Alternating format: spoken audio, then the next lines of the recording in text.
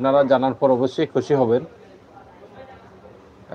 যুগ যুগ ধরে বিজ্ঞানীরা অনেক চেষ্টা করে বিভিন্ন চিকিৎসা পদ্ধতি আবিষ্কার করেছে। এর মধ্যে আপনারা জানেন অনেক বিজ্ঞানী যেমন ইবনে সিনা সহ অসংখ্য বিজ্ঞানীরা কিন্তু যুগ যুগ ধরে চিকিৎসা আবিষ্কার করার চেষ্টা করতেছেন। কোরআন, হাদিস, বিভিন্ন ধর্মগ্রন্থ এবং চিকিৎসার যে বিভিন্ন বই পুস্তক রয়েছেন সেগুলা পরীক্ষা নিরীক্ষা করে বিভিন্ন ধরনের চিকিৎসা পদ্ধতি কিন্তু আবিষ্কার করে যাচ্ছেন মানুষের কল্যাণের জন্য বিজ্ঞানীরা।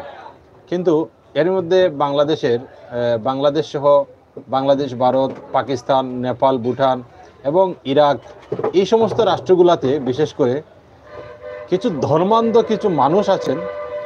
সে ধর্মান্ধ মানুষগুলার ধর্মীয় পরিচয় আমি আলাদা করে বলতে চাই না। সেগুলা আমাদের ইসলাম ধর্মে আছে, হিন্দু ধর্মে আছে, বিভিন্ন ধর্মে আছে। কিছু সংখ্যক মানুষ ধর্মান্ধ। এই ধর্মান্ধ মানুষগুলা বিভিন্ন সময় ফকির নামে, পীর নামে, ন্যাংটা বাবা নামে বিভিন্ন ধরনের অদ্ভুত চিকিৎসা আবিষ্কার করেন, যেই চিকিৎসার মাধ্যমে রোগী তো ভালো হনই না, এবং এমনকি বিভিন্ন রোগী চিরদিনের জন্য তারা পঙ্গুত্ব বরণ করেন এবং বিভিন্ন অঙ্গহানির মতো ঘটনা ঘটে। এবং বিভিন্ন সময় এই চিকিৎসার মাধ্যমে তারা কি করে যাচ্ছে, মানুষকে ঠকিয়ে যাচ্ছে, ধোঁকা দিয়ে যাচ্ছে। আসলে এই ধরনের চিকিৎসা আপনারা জানেন বাংলাদেশে বিভিন্ন পীর যারা রয়েছে, ফকির যারা রয়েছে, বিভিন্ন মাজার রয়েছে, সেখানে বিভিন্ন ধরনের তাবিজ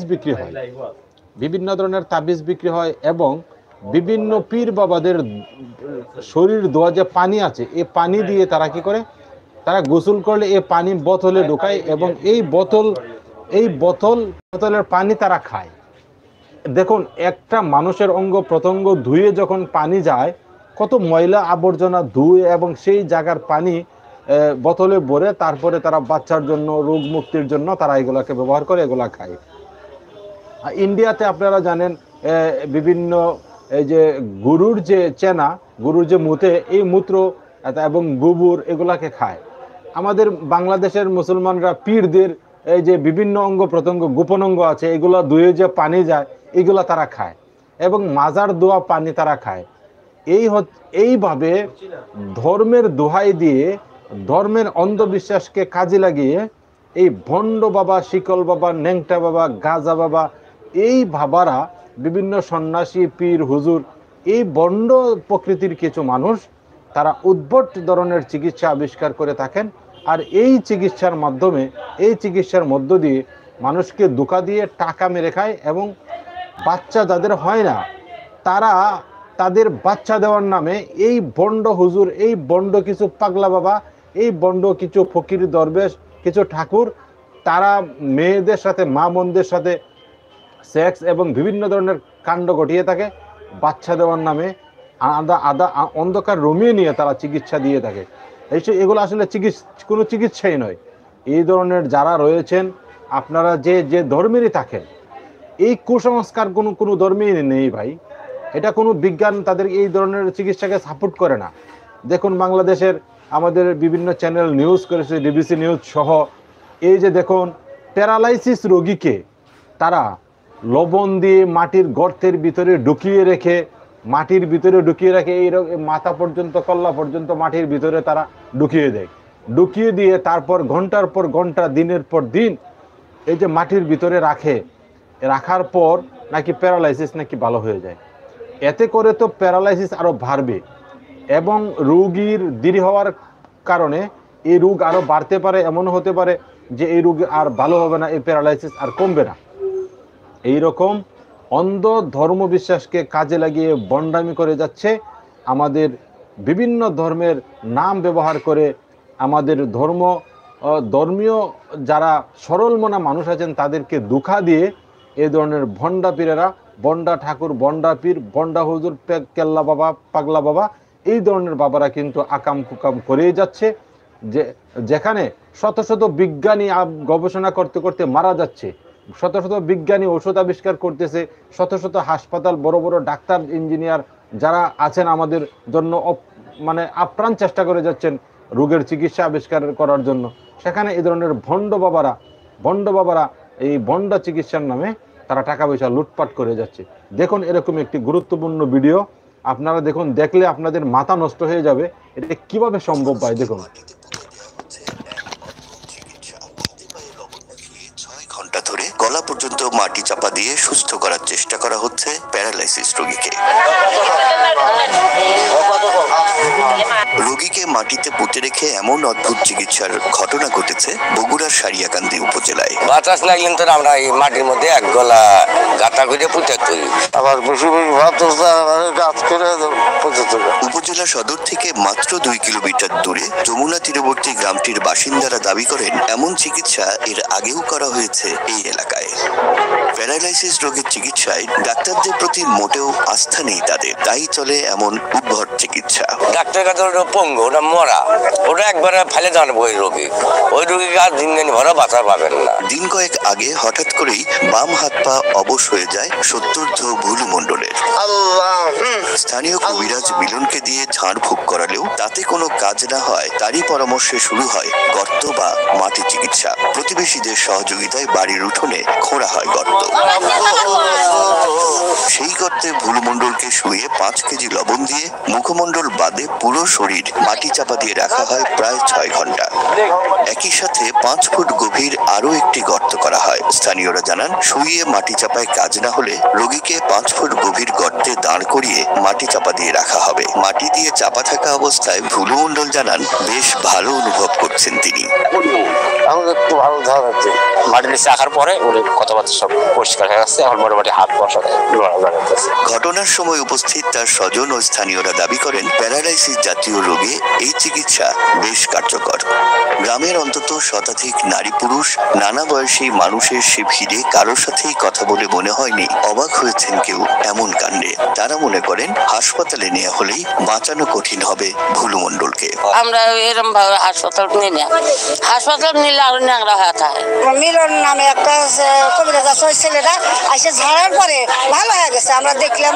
এদিকে সাংবাদিকদের উপস্থিতি টের পেয়ে গা ধাক্কা দেয় ভুলু মণ্ডলকে মাটিতে পুঁতে রাখা কথিত কবিরাজ মিলন। স্থানীয়রা জানান অটোরিকশা চালক মিলন নিয়মিত আশপাশের কয়েক গ্রামের প্যারালাইসিস রোগীদের এমন মাটি চিকিৎসা দিয়ে থাকেন।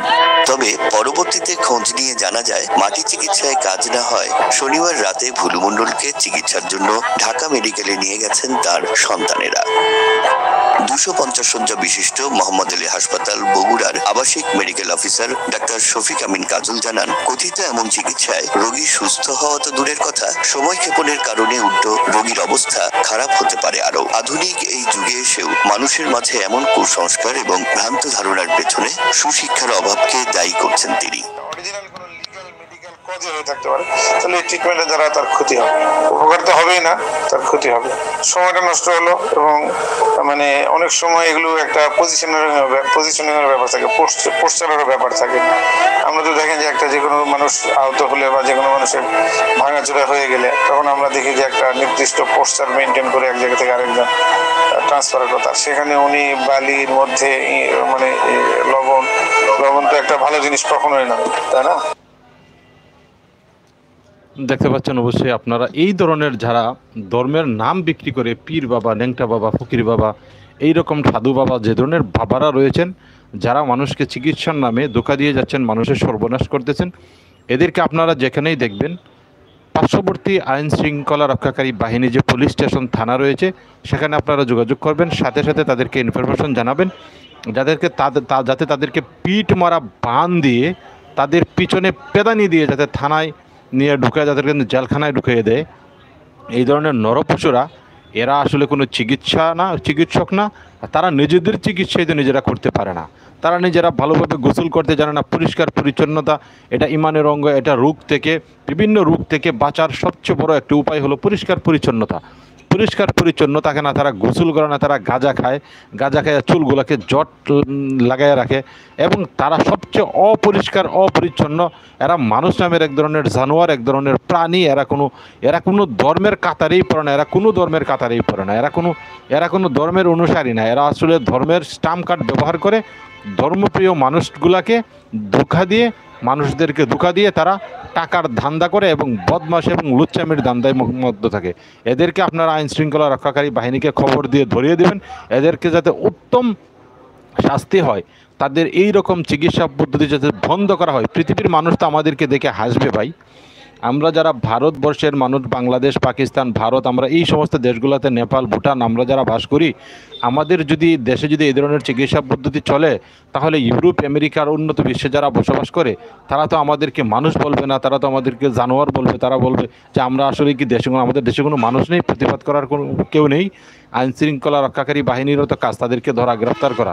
আইন শৃঙ্খলা রক্ষাকারী বাহিনীকে খবর দিন, এই ধরনের যারা ভণ্ড রয়েছেন, প্রতারক রয়েছেন, তাদেরকে দ্রুত গ্রেফতার করে তাদেরকে কঠিন শাস্তির ব্যবস্থা করা হোক। এই ধরনের ভুল চিকিৎসা পদ্ধতি বন্ধ হোক, এই ধরনের ভুল চিকিৎসা পদ্ধতিকে মাটি দেওয়া হোক। এটাই হোক আমার এবং আপনার সকলের কামনা এবং চাওয়া। ভালো থাকুন যে যেখান থেকে ভিডিওটি দেখেছেন। অবশ্যই আপনাদের সুন্দর কমেন্ট আমাকে ভালো ভালো ভিডিও বানাতে সহযোগিতা করবে এবং আমি চাই আমার চ্যানেলটাকে শেষ পর্যন্ত বড় একটি চ্যানেলে পরিণত করব। ভালো স্টুডিও হবে, সব কিছুই হবে এবং এই চ্যানেল থেকে কোনো ধর্মের বিরুদ্ধে নয়, কোনো জাত এবং গোষ্ঠীর বিরুদ্ধে বা পক্ষে নয়, যেটাকে নয় নেই, যেটা সত্য সেটাই বলবো। এবং হিন্দু, বৌদ্ধ, খ্রিস্টান, মুসলিম সকলের চ্যানেল হবে এটি এবং সকলের ভালো মন্দ বিষয় নিয়ে সুন্দর কথা হবে। কারো বিপক্ষে নয়, কারো বিরুদ্ধে নয়, এটা সবার চ্যানেল হবে। ভালো ভালো কমেন্ট করে অবশ্যই আপনারা আমার পাশে থাকবেন। ধন্যবাদ সবাইকে।